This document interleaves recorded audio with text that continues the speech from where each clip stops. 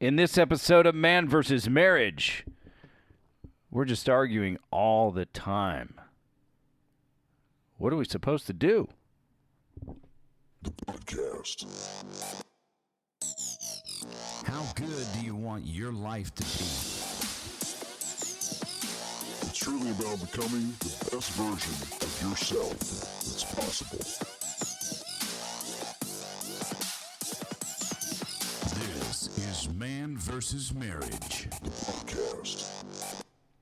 Welcome back to another episode of Man vs. Marriage. It is I, Quincy W. Moran, a.k.a. the Cute Dog, in the Moran family studio with my lovely wife, Jeannie Moran. I'm pointing at her. It's your turn. Hey, baby. Hey, baby. How you doing? Pretty mama? Okay, so, as you heard in the stinger for the opener, arguing all the time. Now, there is a season for everything in life and in marriage. And sometimes you got it, and sometimes you don't. And you cherish the good times because sometimes you've got to endure some frustrations. And it happens. It is called life. It's not particular to anything having to do, like, you're not special just because you're arguing. It happens to us all. But I really want to have an open discussion with Jeannie about arguing all the time and what can we work through right now over the next 15 or 20 minutes to kind of give our listeners some clarity on how to find a place to land and what to do about it. What might it mean if folks are arguing all the time? Does it mean anything? And what can we do? Now, before we get into that, don't forget you have email addresses that you can use. Jeannie, Jeanne, at mvsmpodcast.com or Quincy, Quincy, at mvsmpodcast.com. Do I say those email addresses too fast? I mean, there's a 15-second rewind button on your podcast player, so it'll go back 15 seconds and you can hear it again. I'm good. Let's move forward. Can you think back, honey, to times where we have argued a lot? And I know life goes so fast, but in the spirit of being able to help the listener talk about, communication, talk about locating your spouse, can you think back to some of the times where we've done a lot of arguing and kind of put some kind of a pin in a couple of areas of why you think from a woman's perspective that was happening? Stress. Okay, there's one. Stress. I guarantee you a lot of ours was stress and unmet needs. Yep. And the ever-present and such a pain in the ass, unspoken expectations. Yeah, silent expect. Nobody's going to see this. Why do I force myself to spell it right? Because your wife's a writer and it drives her nuts. I was talking to somebody today that is trying to get better at writing and, doing posts for business and things of that nature. And I said, listen, not in this order, but I said, listen, Michael Jordan, best basketball player probably to ever live to date, needed a coach. And professional authors need an editor. So don't get down on yourself if you make mistakes, for whatever that's worth. Just thought I'd lay that on you. I was proud of myself for coming up with part of that. Oh, thanks.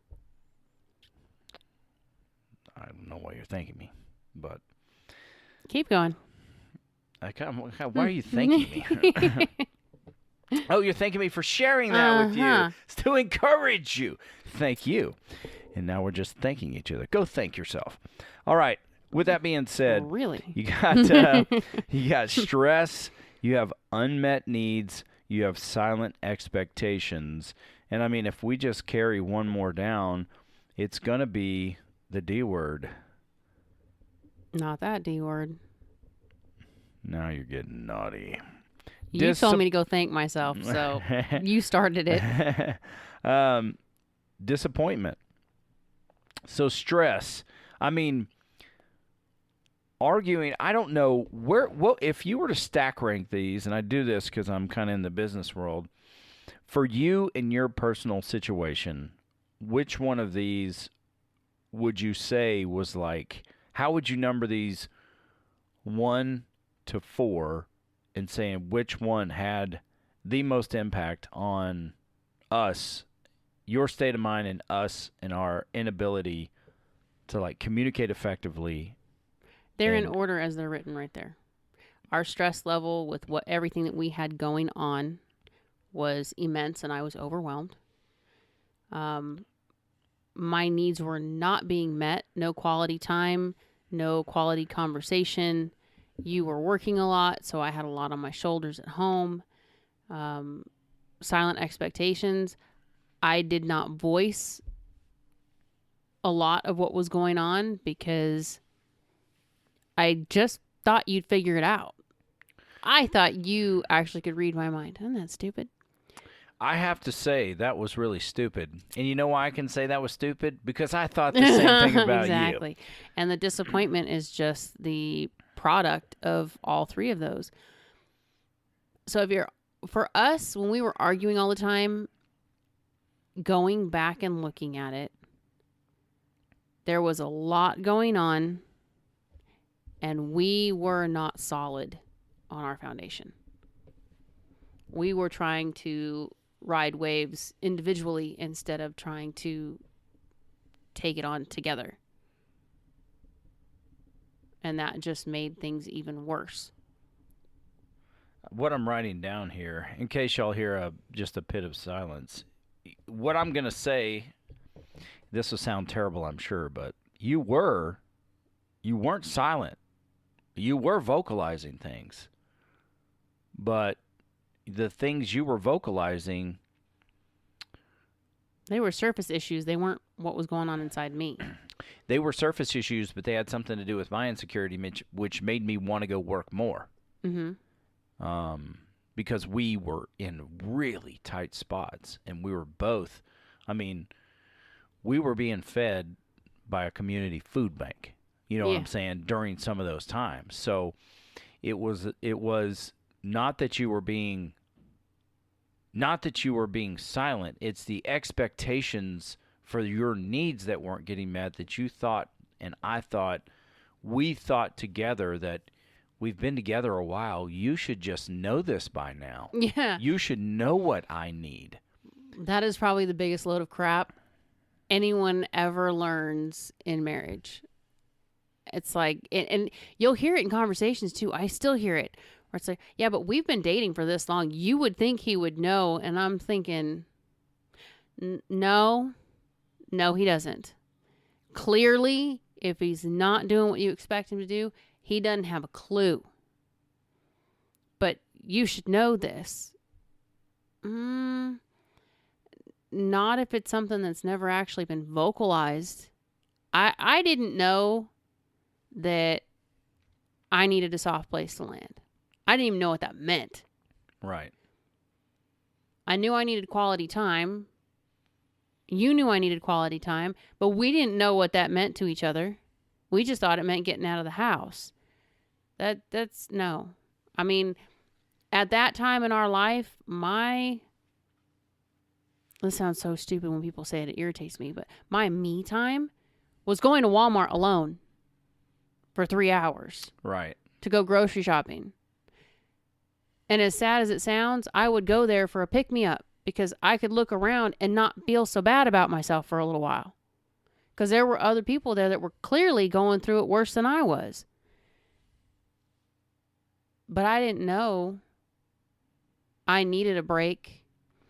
I needed you to take over. I needed to be able to go and take a 30-minute bath and get away from whatever else. But I needed permission to do that because I didn't have enough common sense to just say, I need to put myself first for a few minutes. What you're saying is you needed permission to give yourself permission. Yeah. to go do that. I needed. It's kind of weird because not everybody thinks this way. So, take what I'm telling you based on this is my own thoughts and my own experiences, because as we have learned, not all moms are the same. Mm-hmm. But my instinct has always been my needs last. My needs are always last. Mm-hmm. So when you take that into consideration, I'm putting my own needs last. But as your wife, it's expected that you would put my needs first. Unfortunately, we didn't have that conversation. So what I expected out of you was never vocalized in that manner. It wasn't just that I needed to give myself permission. I needed to know that it was okay with you that I step away from what's going on and I go take a few minutes to myself. Because for me, it felt like if I did that, I was letting you down, or I was not taking up my responsibility. I was giving the kids to someone else. To their dad? How could you? Dad, babysitter, what have you. But I always felt that way. It's kind of like going shopping. The first time you bought me a jersey, okay? That's probably, and it's so funny too, because you've bought me stuff over the years, but that night was probably one of the first times it was just like, I have permission from you to spoil me. Because I don't do that. I don't know how to do that. Trust me, I've got a list a mile long of things that I would love to own.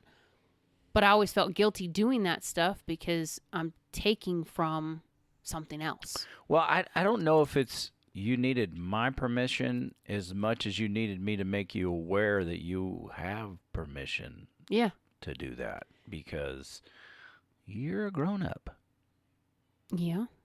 And I understand that we want to be conscious of putting an extra load here and there on us, but we were, oh my gosh, there was just so much going on. And I know we've talked about this a bunch, and just to tell you through the times, if you're new to the show, through the times we are talking about, it's right around the time, it was in a short 1.5 to 2 year period, I would say, if I'm not mistaken, that we found out about sexual abuse by babysitters. We found out about an autism diagnosis. Two of them, yes. We were denying a third one. There were like 2 other pregnancies. 2 other pregnancies, yes. Then there was an issue with seizures and brain surgery. Then there was an issue, with finances, which I think most young marriages probably have some skinny times, when it comes to money, because you're learning how to do that together. But we were on the brink of losing our home. We couldn't feed our family. It was just utter turmoil. So health, finances, marital frustration, autism frustration. It was such a firestorm of things going on. Mm-hmm. And everybody had to give their advice or had their opinion of why things were happening and what we should do, and we didn't know. From family to friends to church groups, and I'm sure they were all well-meaning. The church groups had some really dumb things to say. But then again, so did some Some friends. in family. Yeah. There were a couple of, no. Mm-mm. And when I think, for us, we're young and impressionable as, being married young, and had, our first child was born, wasn't perfect like your child. You imagine your child is going to be perfect. And healthy and immediately he had issues. He had a deformity, and we're kind of thrown off by that. And the very next pregnancy is triplets, and they go from Jeannie's belly to life support, and it's like, whoa, it's too much too soon. Yeah. In a sense. But I'm looking at the list, and all that to say is that is a select few out of many things that were happening, and that is a very generalized idea of what we were trying to navigate through. But I would look at these things and I would say, you're talking about stress was number one. But effectively, if you're thinking about it, and the way I'm looking at it, stress can affect you in different ways, but I would say in varying degrees. But if your needs are being met, then stress doesn't necessarily have as large an impact on you. That's fair. As it does when you have that unmet need and you don't feel like you're just not getting your needs met and you feel like you don't have a voice. Then stress becomes, because what came to my mind was, I had to look it up because I couldn't think of the whole, it's like acute versus chronic. And stress is a very acute thing. It can turn into something that's chronic. But when you talk about unmet needs and silent expectations, those things start to develop over time and become a chronic issue. Mm-hmm. And stress becomes acute because it's what's happening in the moment. But there's underlying things that really can dictate the loads of disappointment and what disappointment becomes as it begins to mature, so to speak.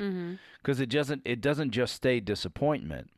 It kind of morphs or evolves into resentment and bitterness, and that like morphs into bitterness, and bitterness really causes brokenness. Not to keep going with letters, but it does cause brokenness, and then it starts to harden you on the inside, where you are really building your defenses. So there was a ton of stress, and for both of us, there was a ton of stress. Yeah. For the kids, there was a ton of stress. So I'm not here to say that stress was the number one. I think it was just the loudest thing that was happening in the moment. But really, I don't know at what point it happened with us. But we kind of both got distracted in some way, thought that we should know. I don't know why we thought this, that we should know what each other needed. Well, because we had been together for so many years, we should just know these things about each other, but we just weren't thinking about it. You don't and know. We had other people in our ear too, well, I don't know why he wouldn't do this, or I don't know why you don't just do that. And it's like, I don't have answers to that either. And then I would get pissed off because, you got a point. Why isn't he doing this? Or how come we're not doing it? Dude, outside voices, just limit them. Lesson learned. Lesson learned. Especially if the product they're putting on the field, the track record is not great. Yeah. But like I said, I go back to saying everybody's marriage has seasons. So maybe you've caught them in a bad season. But with that being said, I think probably like one of the most difficult things here is once our needs, and you alluded to this, once our needs are not getting met, the entire system starts to crumble. Mm-hmm. Because we are, as humans, we are like these emotional creatures that have needs that we need to have met.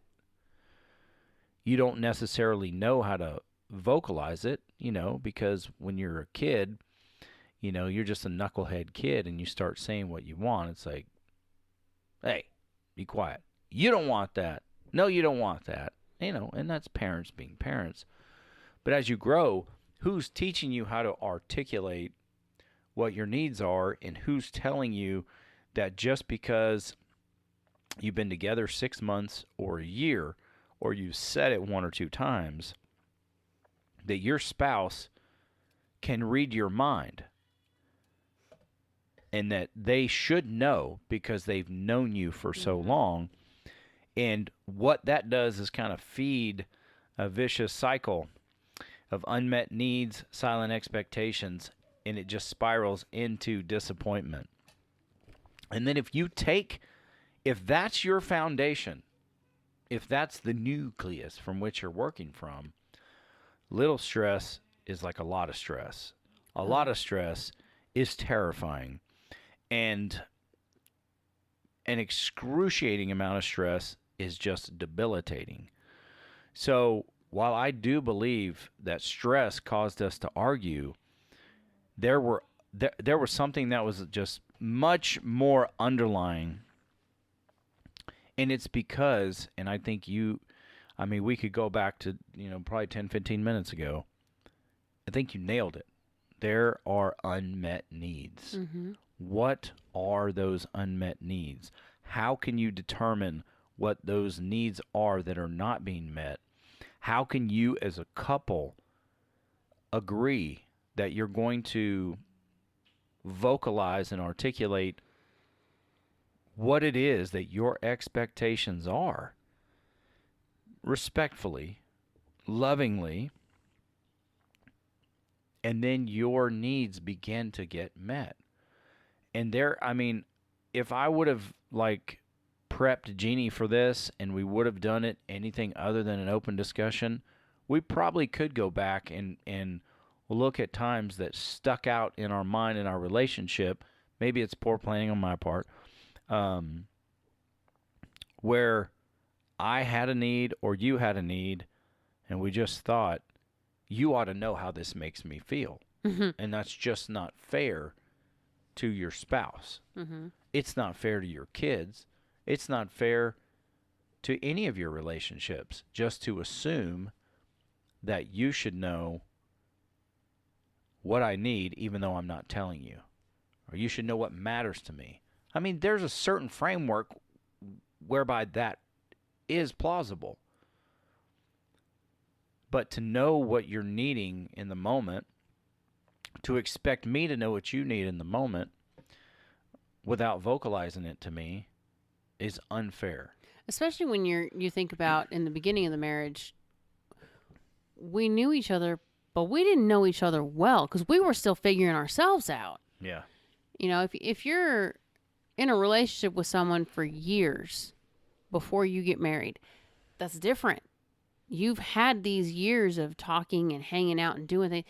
You've developed that rapport, so to speak, where you just know each other pretty well.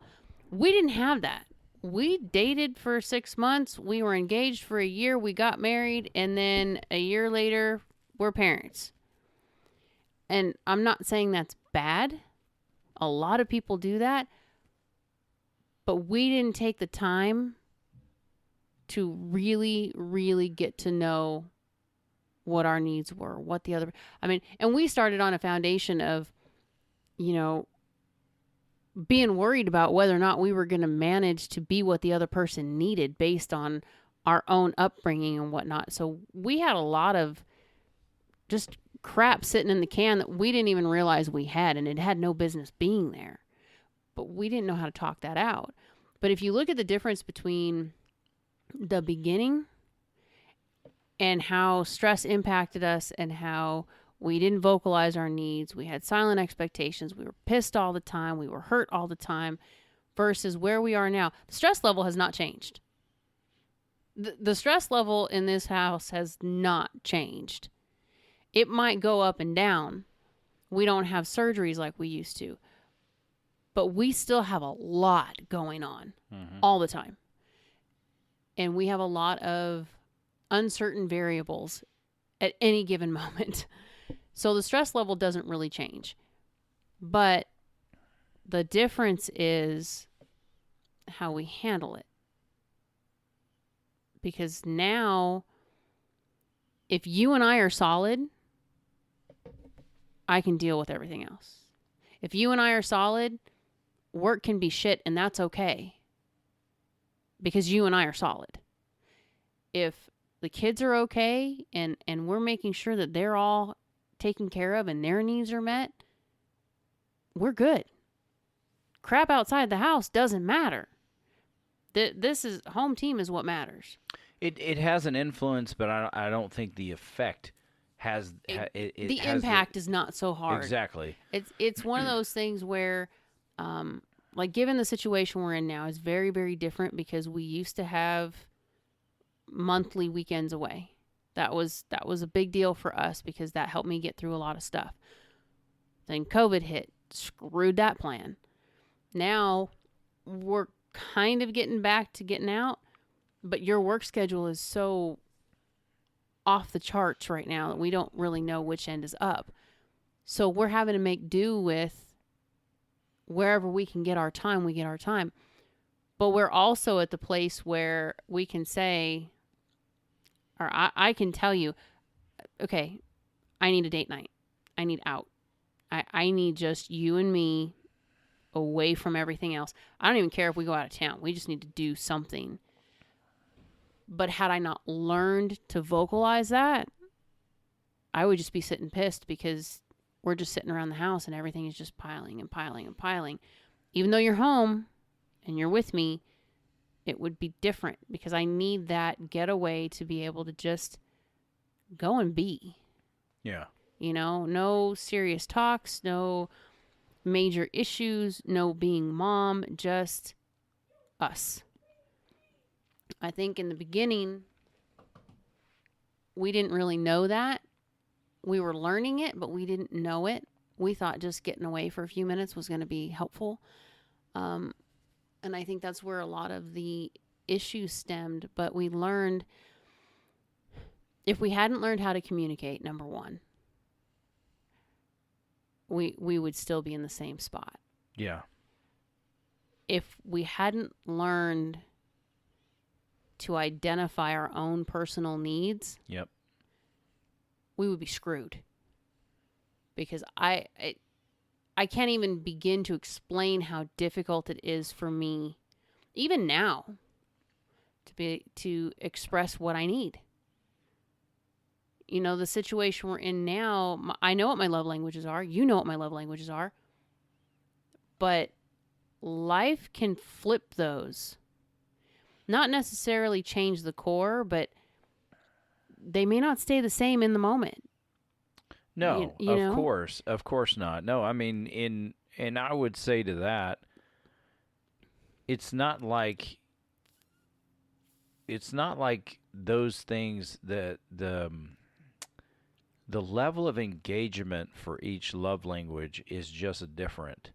Your tank can be full on quality time, but that doesn't mean you don't still need physical touch. And if your Agreed. quality time tank is full, whatever that looks like, that means there's capacity, there's an opening for physical touch or acts of service. Depending on what your need is in the moment, what are you going through in life, that will kind of dictate what bucket needs to be filled. See, and that's my point. Like, if you're arguing all the time, what's going on? Just take a step out of the frame for a minute. What's going on? Is it work related? Are you stressed out at work? Are things going on there? And that's got the loudest voice right now. So everybody else is getting the reactive.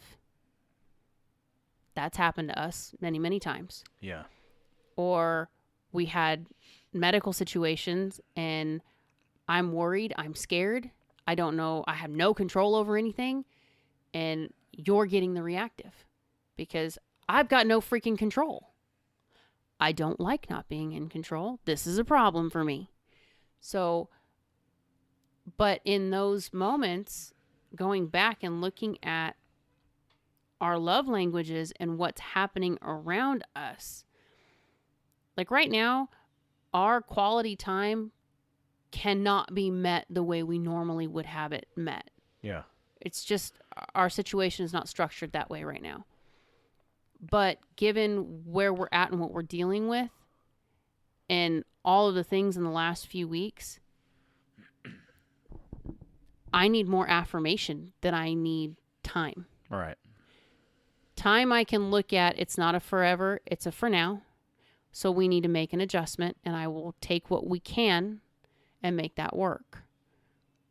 But in the process, I need to fill something else so that I don't feel the lack.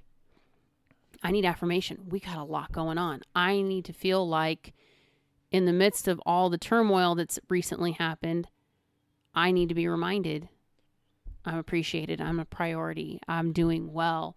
I'm loved. I'm cherished. I need to know those things. And it's not because you don't do that on a regular. It's just something that needs to be more. If that's taken care of, I am less reactive in my situation because I feel it. When you don't feel it, when you don't feel like your needs are met, when you don't feel like you matter, when you don't feel like you can come home and be safe, I think we start getting hurt, pissed, angry, and everything comes out of the reactive. Mm-hmm. Instead of responding to you, I am attacking you. Every little thing that you say becomes a defensive. Yeah. It's no longer a response. It's a reaction to whatever is acute in the moment. So if you're arguing all the time, I would look at a few things. I would say, step back out of the frame. What's going on around you? Is this just a you and her button heads because maybe something was said or something was done or maybe an event was missed? Who knows? But take a step back. If one of those things is the case, why is she reacting the way she's reacting? Is she hurt? Was it, a letdown? Was it a broken promise? What's the, what's the word I'm looking for? There was some value that was there that got broken or what's the word? It's not demeaned. What is it? Diminished? There you go. Okay. Because if you miss, just as a random, if you missed an anniversary, okay, this is why you're arguing. She's hurt. Something that was very important and valuable, something that means something was missed. That's a hurt. Yeah. That's a no-brainer. You know that. That's a hurt. You got to fix it.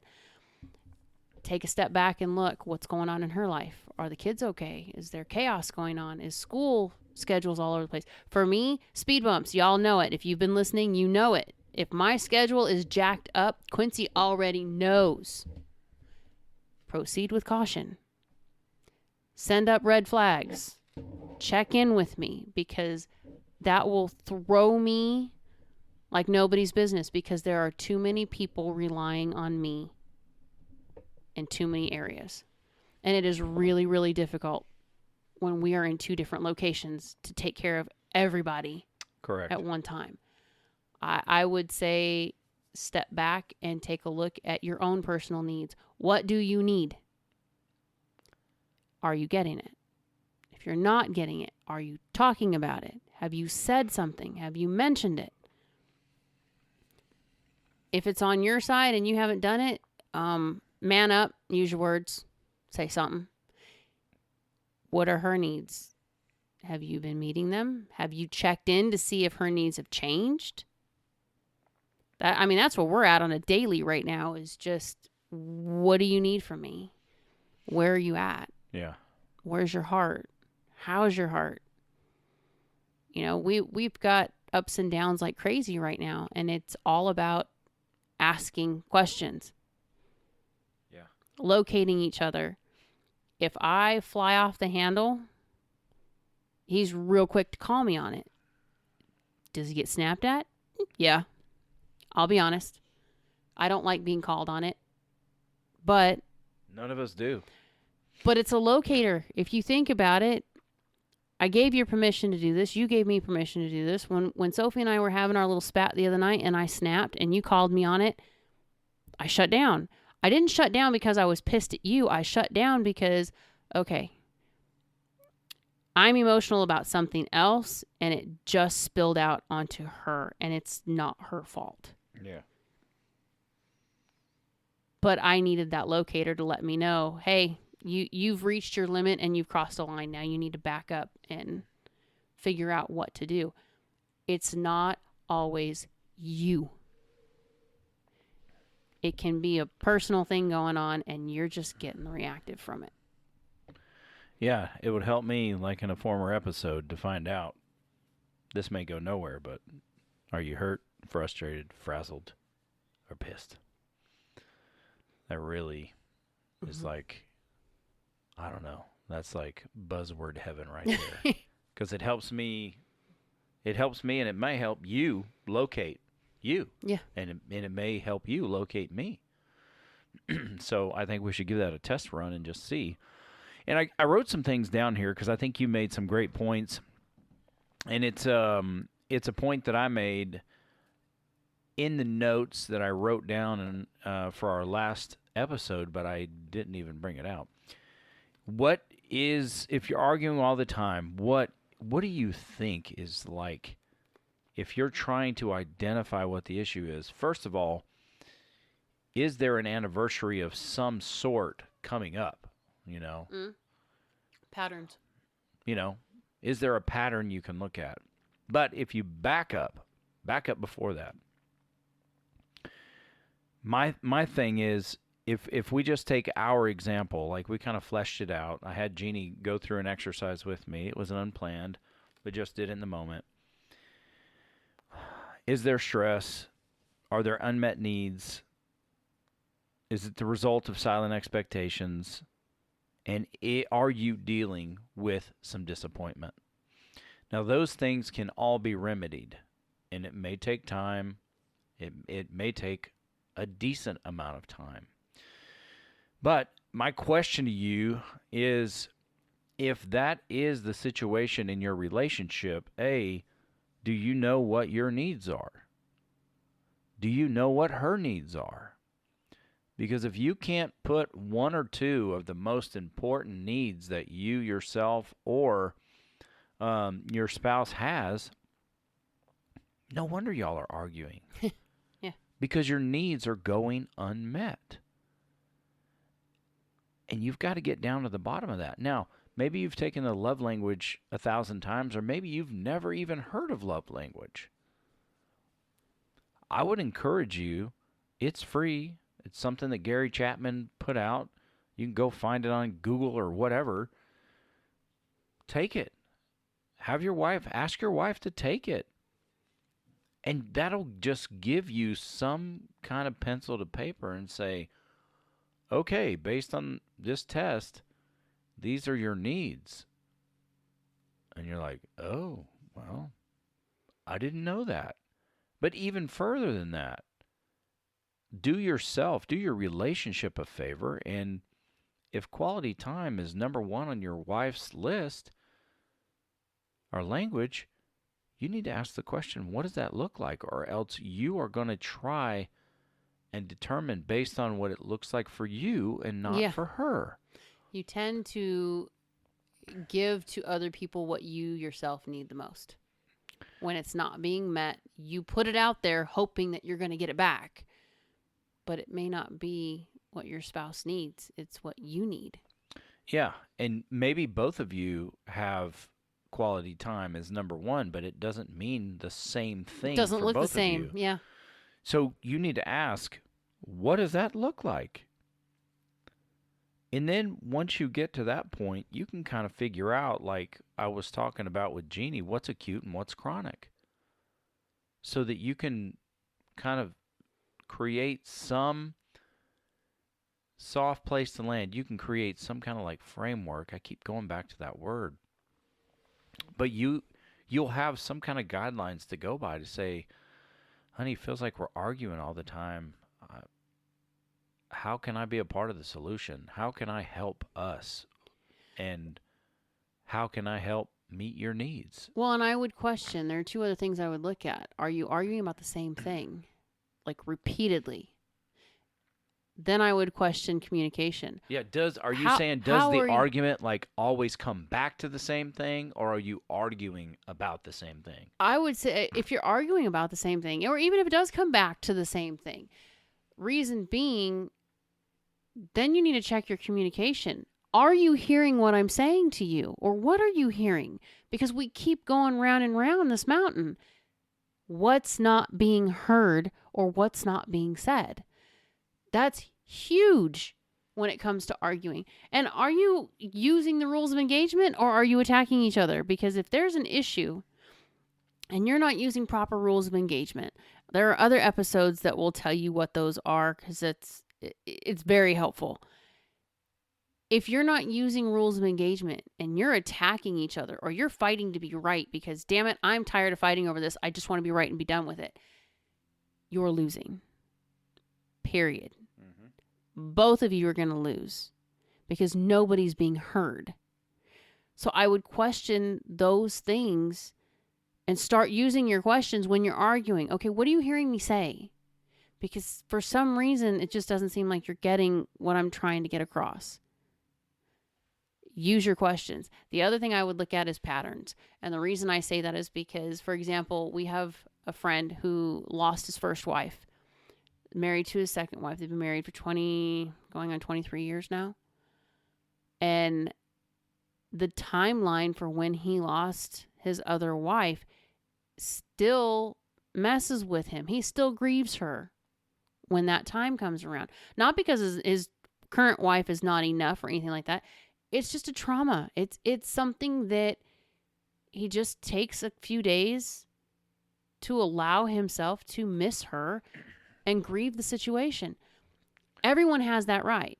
Well, it was more than just It was his a wife and wife. child. Yeah. Yeah. But what I'm saying is there's a pattern. And right before that anniversary, there's behaviors that his wife notices. And she takes that into consideration and says, okay, this is not the time to have these conversations, or this is not the time to throw these things into our schedule. She takes the time to allow him that grieving period, so to speak. My dad, for years, struggled with holidays and birthdays and things because it always worried him that means more money's going out. These things are coming up, more money's going out. And his behavior would shift. He would get grumpy. He would get pissy. He would get snappy. He would say mean things. I don't think any of it was meant because he wanted to be a jerk. It was just he was freaking out over money. Who doesn't?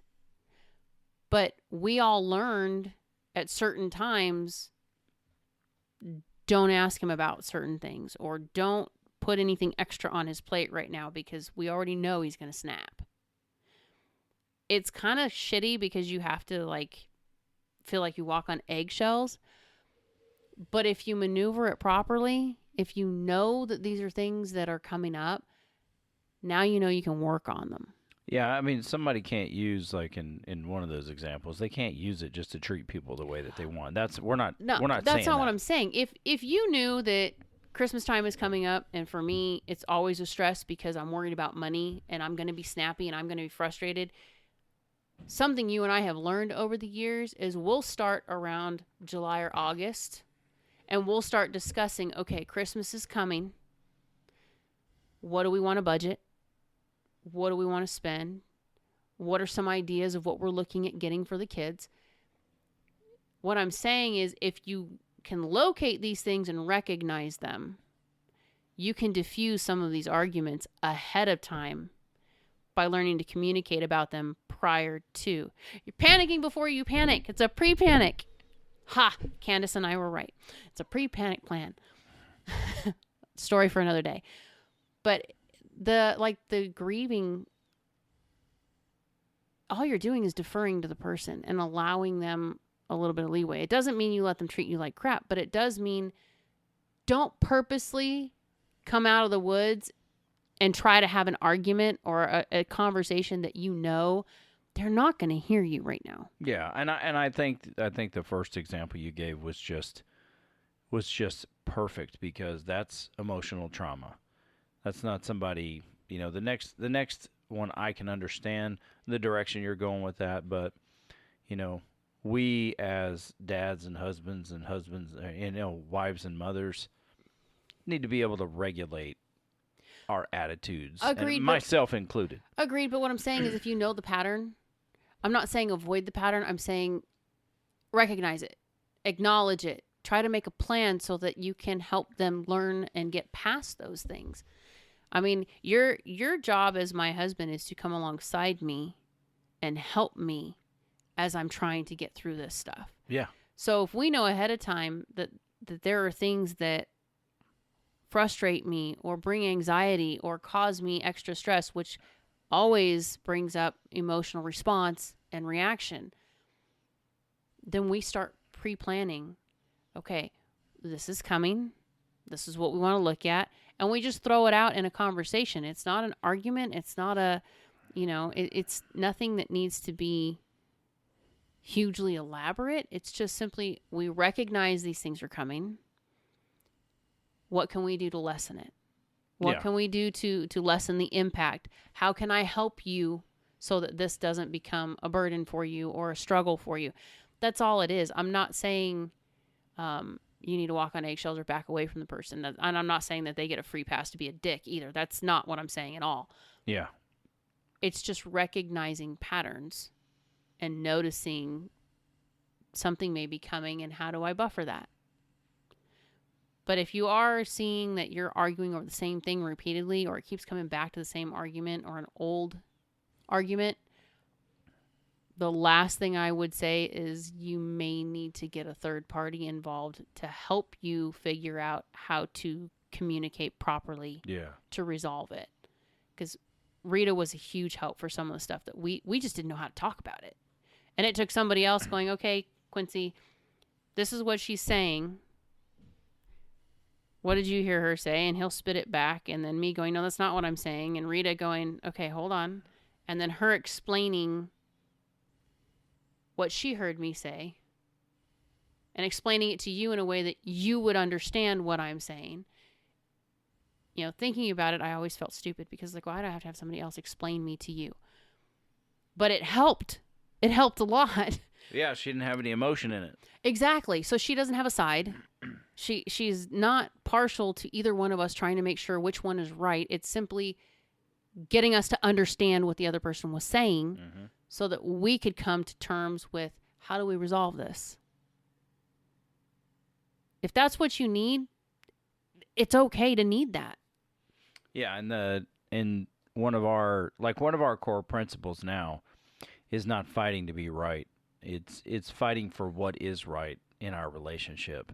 And I know that can be very subjective, but the fact is, if you've got to be right about a situation, that means that your spouse is wrong and they lose.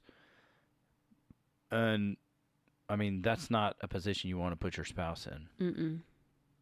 Now, you can approach it with what is right for our relationship, and then you can come to something that is mutually beneficial and is right for the both of you.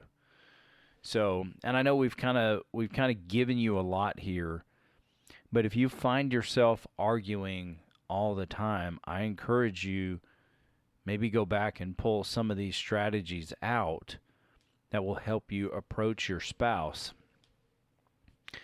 And there's also something that's coming up here, an episode that I've put together that we want to do. And it does have to do with, we're doing a lot of marriage help here.